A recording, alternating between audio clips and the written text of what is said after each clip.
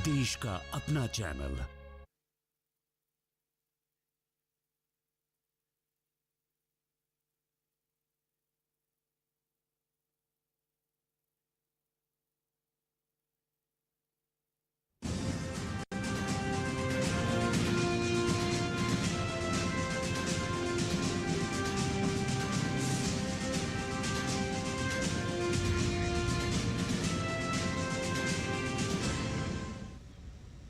नमस्कार, किसान समाचार में आपका स्वागत है। मैं हूं रेशमा आपके साथ। आइए नजर डालते हैं इस वक्त की हेडलाइंस पर।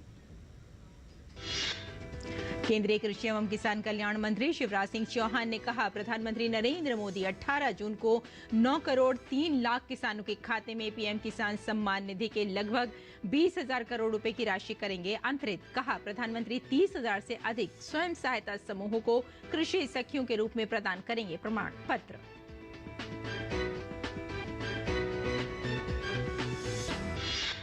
केंद्रीय मंत्री शिवराज सिंह ने की आगामी खरीफ सीजन में खाद बीज की उपलब्धता पर समीक्षा बैठक। कहा, तकनीकी प्रणालियों के प्रभावी इस्तेमाल से कृषि क्षेत्र में आ सकती है क्रांति। अधिकारियों को सभी जरूरी उपाय करने के लिए निर्देश। देश भर में खेती किसानी की नई तकनीकों को अपनाने पर कृषि विभाग और कृषि वैज्ञानिकों का जोर। राजस्थान के बूंदी जिले में प्राकृतिक खेती पर जागरूकता कार्यक्रम का आयोजन। प्राकृतिक खेती में कीट प्रबंधन की विभिन्न तकनीकों को दी गई जानकारी।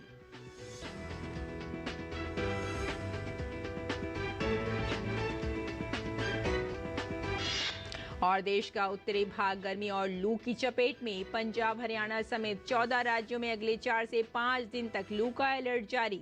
तो वहीं कुछ जगहों पर झमाझम बारिश के साथ मौसम ने बदला अपना रुख। हरियाणा में रेवाड़ी के कई जगहों पर हुई बारिश, लोगों को गर्मी से मिली राहत।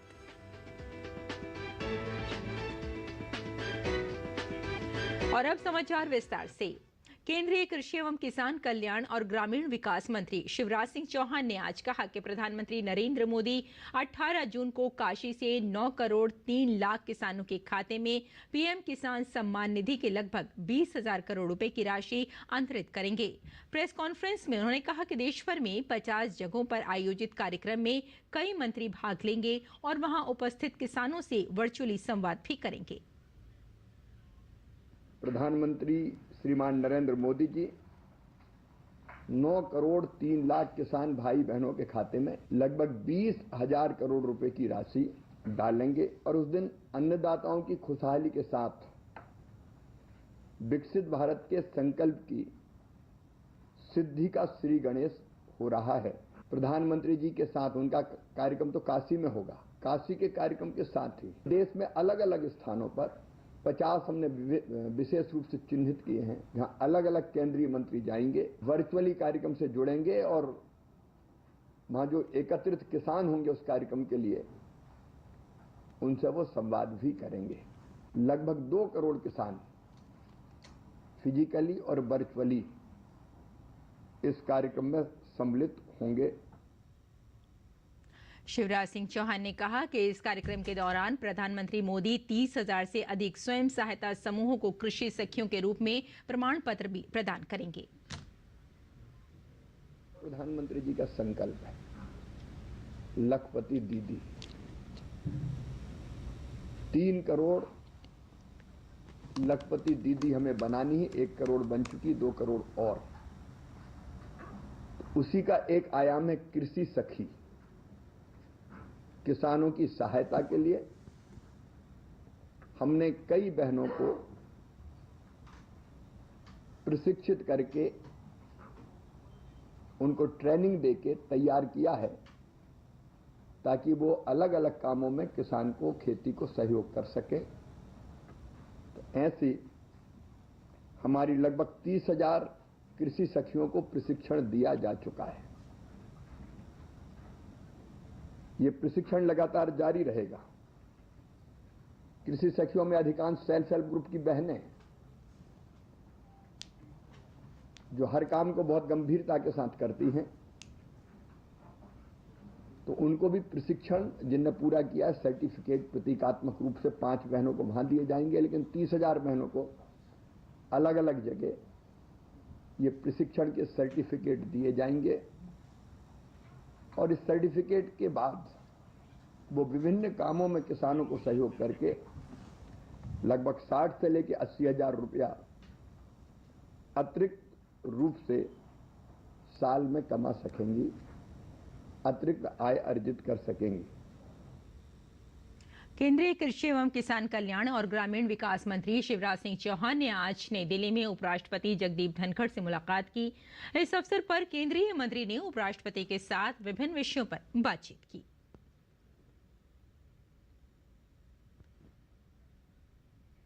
केंद्रीय कृषि एवं किसान कल्याण और ग्रामीण विकास मंत्री शिवराज सिंह चौहान ने आगामी खरीफ सीजन के लिए खाद, बीज और कीटनाशकों की समय पर उपलब्धता सुनिश्चित करने की आवश्यकता पर जोर दिया है।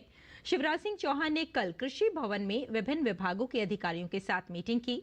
उन्होंने कहा कि तकनीकी प्रणालियों के प्रभावी इस्तेमाल से कृषि क्षेत्र में क्रांति आ सकती है। मानसून कई राज्यों में आ चुका है, कई जगह आने वाला है।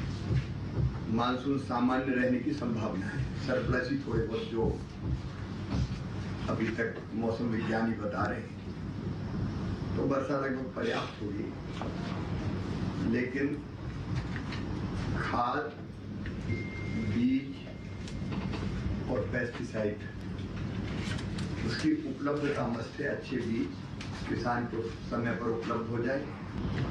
उपलब्धता के बाद आपका कोई मॉनिटरिंग का सिस्टम होगा, वितरण ठीक हो जाए, किस राज्य की डिमांड कितनी है, वास्तविक आवश्यकता कितनी है, उतना उसको समय पर मिल जाए।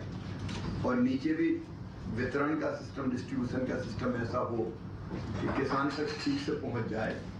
तो कुल मिला के जितने पक्ष हैं वो हमारे सामने हैं, उसको ध्यान में रखते हुए आप सबसे पहले खाद की उपलब्धता, उसका विवरण देंगे, बीज की उपलब्धता और उससे संबंधित जितने भी पहलू है, ताकि समय पर बोनी हो सके, गुणवत्ता युक्त बीज मिल सके, खाद समय पर मिल सके। बोनी ठीक होगी तो उत्पादन ठीक होगा। देश में किसान खेती किसानी की नई तकनीकों को अपनाकर अपनी आमदनी बढ़ा सकें, इसके लिए कृषि विभाग और कृषि वैज्ञानिकों के किसानों को प्रशिक्षण दिया जाता है। इस कड़ी में राजस्थान के बूंदी जिले के शिवपुरिया बावड़ी में प्राकृतिक खेती पर जागरूकता कार्यक्रम का आयोजन किया गया। प्रशिक्षण के दौरान बताया गया कि आजकल खेती में रासायनिक उर्वरकों, कीटनाशकों एवं खरपतवार नाशकों के अंधाधुंध प्रयोग से किसानों की मिट्टी जहरीली हो गई है, जिसका दुष्प्रभाव मनुष्यों पर एवं पशु पक्षियों पर दिखने लगा है। अभी मनुष्यों में कम उम्र में उच्च रक्तचाप, निम्न रक्तचाप, मधुमेह, कैंसर और हृदयघात तथा पशुओं में बांझपन इत्यादि बहुत अधिक होने लगा है। इन सबसे बचने का उपाय प्राकृतिक खेती है। प्रशिक्षण के दौरान प्राकृतिक खेती में कीट प्रबंधन की विभिन्न तकनीकों की जानकारी एवं फसलों में प्राकृतिक रूप में पाए जाने वाले मित्र कीटों की पहचान बताने के साथ इनके संरक्षण के उपाय बताए गए। ये भी बताया गया कि प्राकृतिक खेती में खर्चा नहीं है, इसीलिए किसानों के लिए प्राकृतिक खेती वरदान साबित होगी।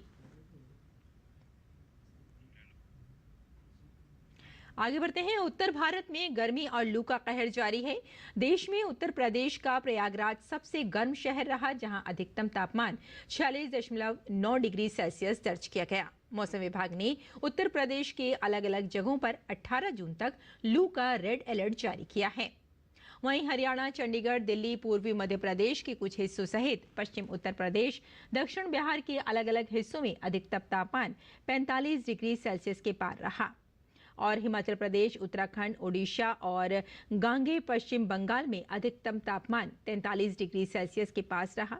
मौसम विभाग ने उम्मीद जताई कि 18 जून तक प्री मानसून बारिश हो सकती है, जिसके बाद ही गर्मी और लू से राहत मिलने की उम्मीद है।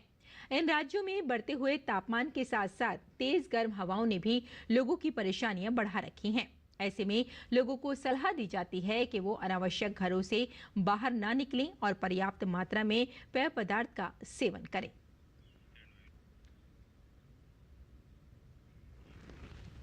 एक और जहां देश के उत्तरी भाग जहां गर्मी की और लू की चपेट में है, वहीं दूसरी ओर कुछ जगहों पर झमाझम बारिश के साथ मौसम ने अपना रुख बदला है। हरियाणा में रेवाड़ी की कई जगहों पर हुई बारिश के बाद लोगों को गर्मी से राहत मिली है। वहीं उत्तराखंड में बद्रीनाथ मंदिर और केदारनाथ मंदिर के पास भी बारिश हुई। पूर्वोत्तर में अरुणाचल प्रदेश में आज वर्षा होने के साथ अगले 2-3 दिनों तक भारी वर्षा होने की संभावना है। असम और मेघालय में भारी बारिश का रेड अलर्ट जारी किया गया है। मौसम विभाग ने उत्तराखंड, सौराष्ट्र, कच्छ, मराठवाड़ा, कोंकण और गोवा के लिए भी बारिश का ऑरेंज अलर्ट जारी किया है। साथ ही उप हिमालयी, पश्चिम बंगाल और सिक्किम के अलग अलग हिस्सों में भी भारी बारिश होने की उम्मीद है। वहीं 16 से 18 जून तक इन क्षेत्रों में बारिश का रेड अलर्ट जारी किया गया है।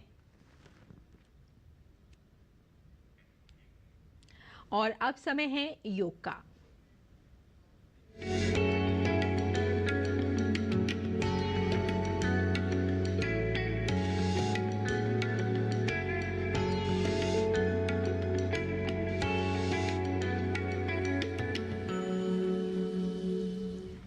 21 जून को देश ही नहीं दुनिया भर में अंतर्राष्ट्रीय योग दिवस मनाया जाएगा। योग दिवस के लिए देश भर में तैयारियां शुरू हो गई हैं। योग दिवस के लिए भोपाल में तैयारियां जारी हैं। भोपाल में योगाचार्य और योगा करने वाले लोगों से बात की हमारे सहयोगी आशीष मंगल सोनी ने। दोनों पैरों को हील्स को लिफ्ट कीजिए एक साथ ऊपर, सभी सामने देखेंगे।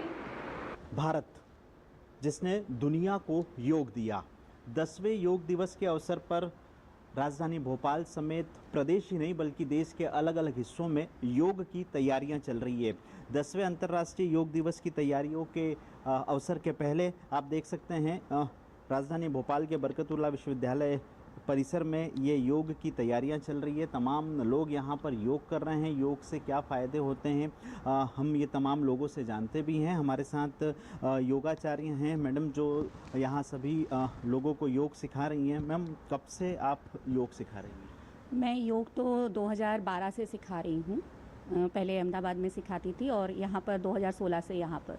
देखिए पहले तो लोग बाग शुरुआत में जब था तो इतना अपनी इच्छा से नहीं आते थे, कुछ ना कुछ प्रॉब्लम्स होती है तभी आते हैं। पर अब हम लोगों ने उन्हें ये अवेयर करना शुरू किया है कि प्रॉब्लम्स होने पर नहीं आना है, पहले ही आना है जिससे प्रॉब्लम्स हो ही ना, क्योंकि एक बार प्रॉब्लम्स हो जाती हैं उसके बाद उन्हें ठीक करना थोड़ा मुश्किल होता है। और कुछ लोग ऐसा होते हैं कि वो बोलते हैं आज आए और कल उनको फ़ायदा हो जाए। पिछले कई सालों से यहाँ जुड़ा हूँ मैं, और मैं समझता हूँ कि जो 24 घंटे जो हम लोग देते हैं समाज को और परिवार को, वो एक स्वस्थ तौर पे, मानसिक तौर पे देने के लिए हमें 1 घंटा खुद को देना बहुत ज़रूरी है। जीवन को जीने का एक माध्यम है कि हम योग को यदि हम अपने जीवन में अपनाते हैं तो सरलता से और आनंदमय तरीके से हम अपने जीवन को निर्वाह कर सकते हैं। योग करने से मेरे शरीर में सारी जो है एक्टिविटी नॉर्मल है। मुझे किस तरह से कोई प्रॉब्लम नहीं है, ना बीपी है, ना शुगर है, ना कोई कोलेस्ट्रॉल है वगैरह कुछ नहीं है। सारी जो है मेरे को सुविधाएं जो है योगा के द्वारा ही मिली है। मेरा पूर्ण स्वस्थ हूँ और डेली रूटीन करता हूँ। 1 घंटा योगा के लिए मैं डेली देता हूँ। हमारे हेल्थ में इम्प्रूवमेंट हो रहा है, कंसंट्रेशन लेवल बढ़ रहा है, हमारा वेट लूज हुआ और जो एक बॉडी की फिटनेस होनी चाहिए वो लगातार इम्प्रूवमेंट हो रही है। यहाँ पर इतना अच्छा इन्वायरमेंट मिलता है। योगा से पिछले 1 साल से जुड़ी हुई हूँ और मुझे ऐसा लगता है कि सभी लोगों को ये करना चाहिए, खासतौर पे महिलाओं को तो करना ही चाहिए, क्योंकि उनका दिन भर का इतना बिजी शेड्यूल रहता है कि वो अपने लिए बिल्कुल भी टाइम नहीं निकालती हैं और जिसकी वजह से उन्हें कई बीमारियों का सामना करना पड़ता है। तो इन सब से बचने के लिए उन्हें ज़रूर योगा करना चाहिए। अंतर्राष्ट्रीय योग दिवस के अवसर पर देश भर में योग का आयोजन किया जाएगा। दूरदर्शन भी अपने तमाम दर्शकों से अपील करता है कि ज़्यादा से ज़्यादा संख्या में योग करें और एक ही दिन नहीं बल्कि नियमित योग का अभ्यास करते रहें और स्वस्थ रहें। कैमरा पर्सन कुमार गौरव के साथ आशीष मंगल सोनी, डीडी न्यूज़ भोपाल। और आइए अब जान लेते हैं मंडी भाव के बारे में।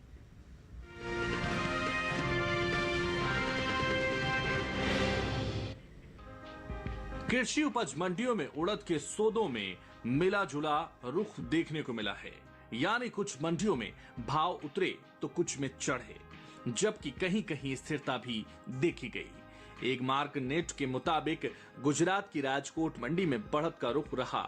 यहां 13 जून को उड़द का भाव 8,900 रुपए था, जो कि 14 जून को 100 रुपए चढ़कर 9,000 रुपए क्विंटल हो गया। उत्तर प्रदेश की हाथरस मंडी में भी इस दौरान उड़द के सौदों में तेजी के साथ कारोबार हुआ।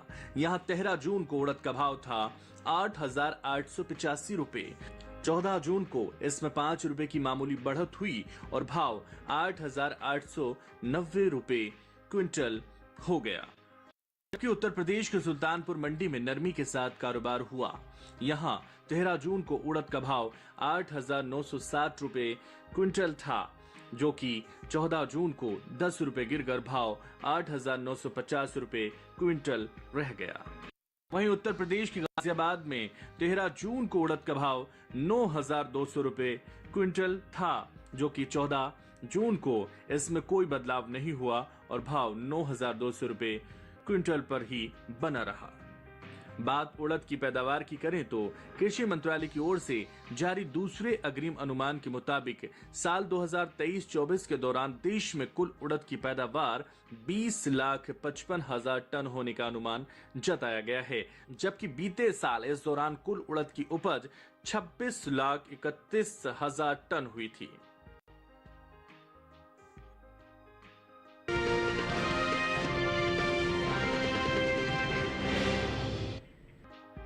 शुक्रवार को ज्यादातर मंडियों में टमाटर के सौदे कमजोरी के साथ हुए, जबकि कुछ मंडियों में भाव तेज भी रहे।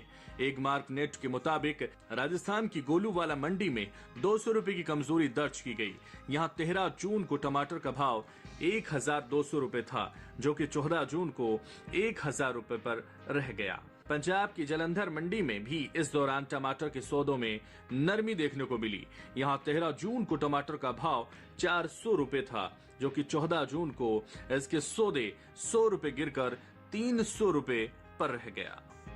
उत्तर प्रदेश के अलीगढ़ मंडी में गिरावट का सिलसिला जारी रहा। यहां 13 जून को टमाटर का भाव 900 रुपए था, जो कि 14 जून को 20 रुपए घटकर 880 रुपए क्विंटल रह गया। जबकि उत्तर प्रदेश के गाजियाबाद मंडी में तेजी के साथ सौदे हुए। यहां 13 जून को टमाटर का भाव रहा 800 रुपए और 14 जून को इसमें 120 रुपए की तेजी आई और भाव 920 रुपए क्विंटल पर जा पहुंचा। बात पैदावार की करें तो इस साल टमाटर की उपज में मामूली कमी देखने को मिल सकती है।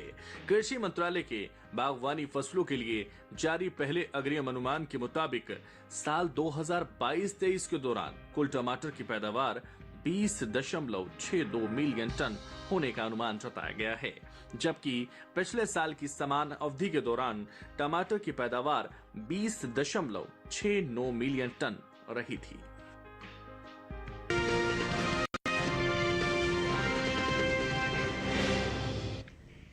और किसान इस मौसम में कैसे रखे अपनी खेती का ख्याल, आइए जान लेते हैं।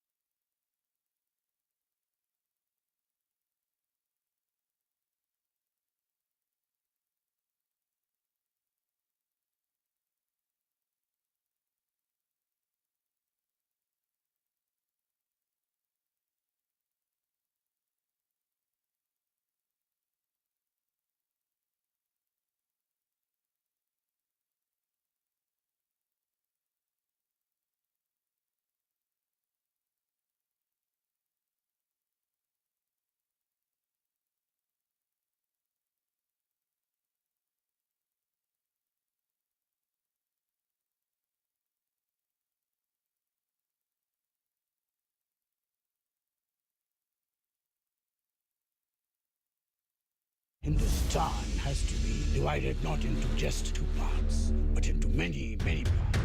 16 अगस्त डायरेक्ट एक्शन डे होगा। ऐसा होता है तो कोई भी देश फिर से गुलाम बना लेगा। हम फिर से गुलाम नहीं बन सकते। उन्हें लगता है कि वो हम सबको अलग कर सकते हैं। हमारी अहिंसा को कमजोरी मत समझो। सरदार द गेम चेंजर हर रविवार प्रातः 11:30 बजे और पुनः प्रसारण रात 10 बजे सिर्फ डीडी नेशनल पर। देश का पहला चैनल, देश का अपना चैनल। मेरा जन्म तो मैके में हुआ, लेकिन तकदीर का फैसला ससुराल में होगा। मोहब्बत में दुनिया हंसी हो गई। बड़ा कह रहे थे बिना मांगे ही इतना दहेज देंगे, तो क्या रुपयों के अलावा जिंदगी का और कोई मकसद नहीं? और वक्त आने पर हम अपना सपना भी पूरा कर सकते हैं। वक्त आता नहीं, लाया जाता है। मैं इस घर में कोई शोभा की चीज नहीं जो बाहर निकाल कर फेंक दी जाए।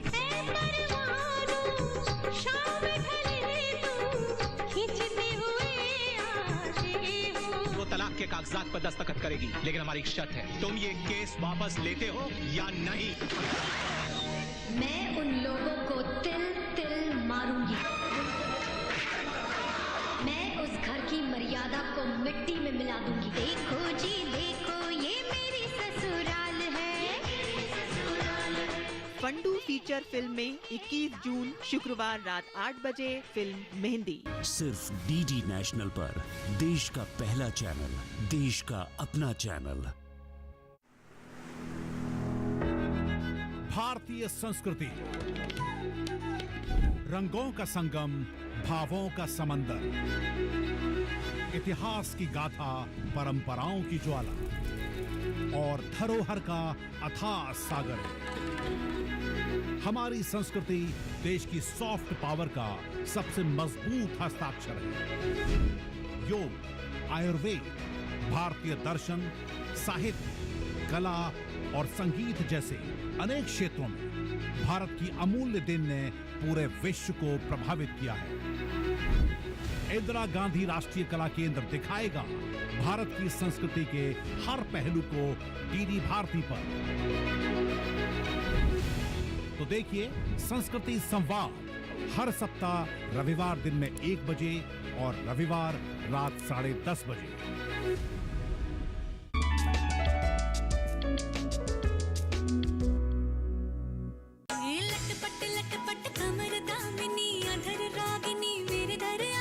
सजी धजी देखो मेरे पिया की सांवरी, जिया से बावरी, मेरे अंगना में देखो आज खिला है चांद। काली नागिन के जैसी जुल्फें तेरी काली काली, सागर को मोती और सूरज को तू देती।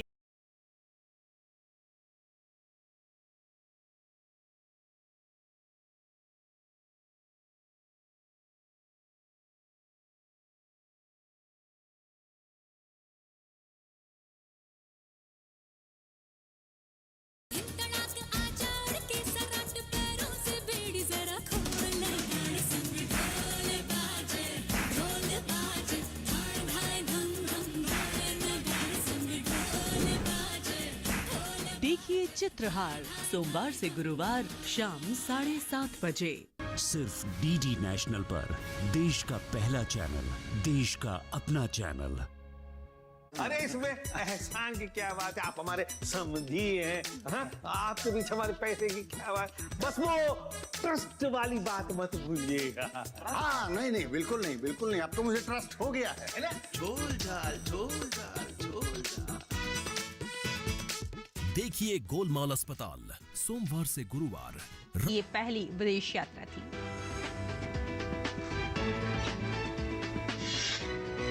पीएम नरेंद्र मोदी ने G7 शिखर सम्मेलन के मुख्य अंश का एक वीडियो एक्स पर साझा किया। पीएम ने लिखा कि उन्होंने G7 शिखर सम्मेलन में विश्व मंच पर भारत को दृष्टिकोण प्रस्तुत किया।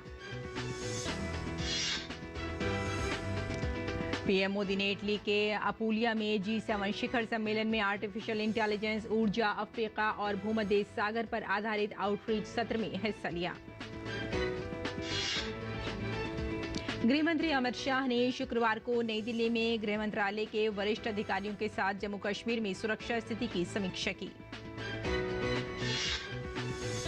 आंध्र प्रदेश की एनडीए सरकार ने हालिया प्रशासनिक फेरबदल के तहत आईएएस अधिकारी जय श्यामला राव को तिरुमाला तिरुपति देवस्थानम टीडीटी के नए कार्यकारी अधिकारी के रूप में नियुक्त किया है।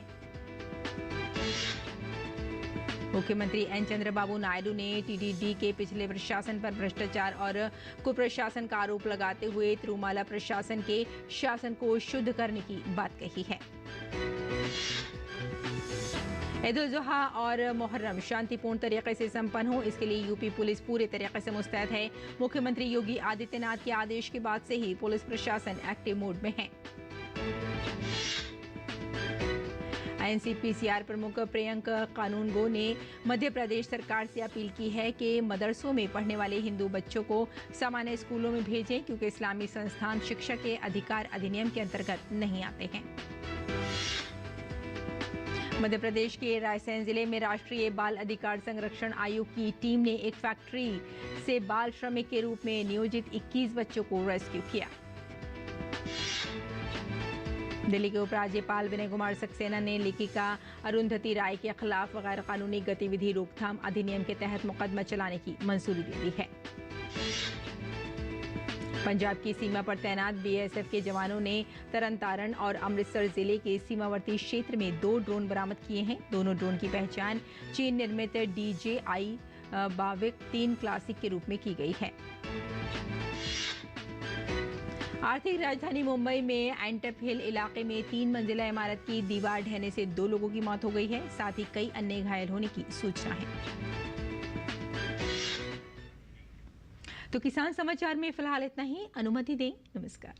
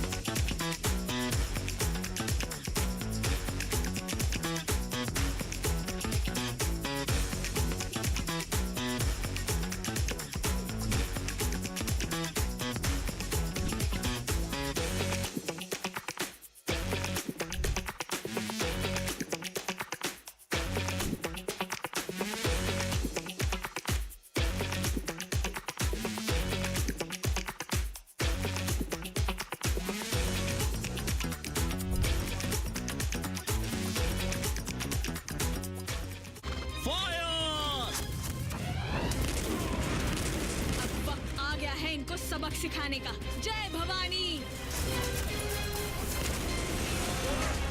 रानी लक्ष्मीबाई नाक में दम कर रखा है। वो रही रानी, पकड़ो उसे।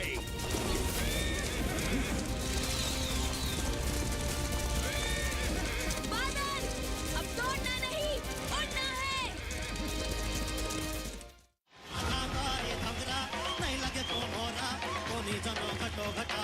कमाल, एक तो सिद्धेश की आवाज इतनी साफ और क्लियर है ना। Fantastic Siddhesh, lovely lovely.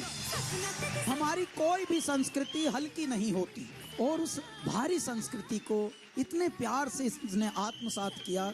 बहुत बहुत आपको शुभकामनाएं। भारत का अमृत कलश हर शनिवार और रविवार शाम 7 बजे सिर्फ डीडी नेशनल पर।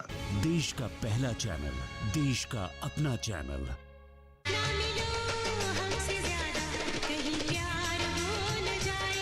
राणा की मौत से पहले मुझे मौत नहीं आ सकती।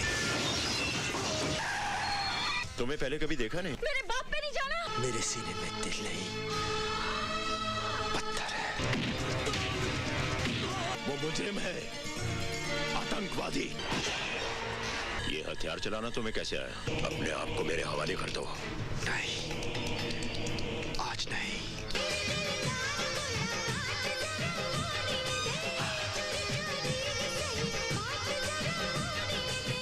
फंडू फीचर फिल्म में 22 जून शनिवार रात 8 बजे फिल्म बादल। सिर्फ डीडी नेशनल पर। देश का पहला चैनल, देश का अपना चैनल।